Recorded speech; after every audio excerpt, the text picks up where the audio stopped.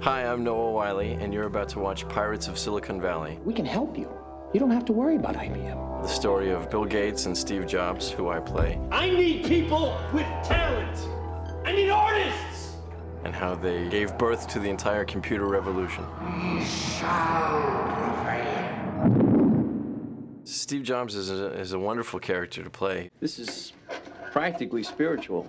When the script first came to me, I was very interested in the idea of playing the part, but really didn't know that it was something that I would be up to. Damn it, was! Get our shot, our destiny, and now we gotta turn it all over to these businessmen! It was only through a conversation with the director, Martin Burke, and his insistence that he believed I could do it. They hated it. Joey Slotnick is an actor who I was friends with before we started this job.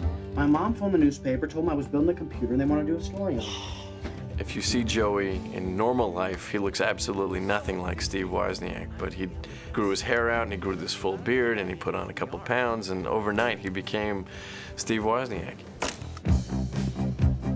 Through his schoolhood relationship with Steve Wozniak, built the first prototype for what would be known as the Apple computer, and through his force of will, managed to create a company out of their garage that is now one of the largest computer companies in the world. Bill Gates is the richest guy in the world because of what started in this room.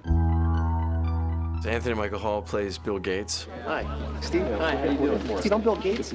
Yeah, hi. We had very few scenes together. You know, the movie is sort of split in half, where you follow the trajectory of Bill Gates' rise and that of Steve Jobs and the few interactions that they have between them. Did you read what I said in that newspaper story on us 2 days ago? No, what'd you say? But it only made the scenes where we actually did work together that much more sort of electric, because you'd already gotten a very clear understanding about how these two personalities could either mesh or collide. You're stealing from us!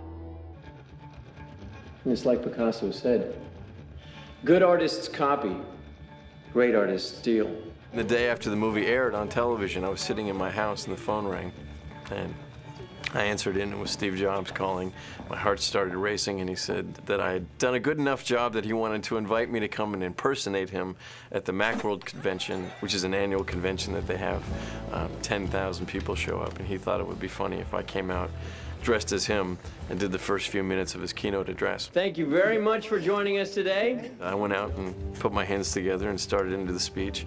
It was very interesting, because the people that were sitting up close were the first, obviously, to realize who I was or who I wasn't, and then it sort of rippled to the back of the audience, and it got a tremendous laugh, and right at the crescendo, Steve came on stage and went, "Wiley, what are you doing? You don't have me at all." First I pick up my pointer, then I open my Avion bottle, then I start to talk, and I don't even put my hands together anymore. That's 84 stuff, you know, blah, blah, blah.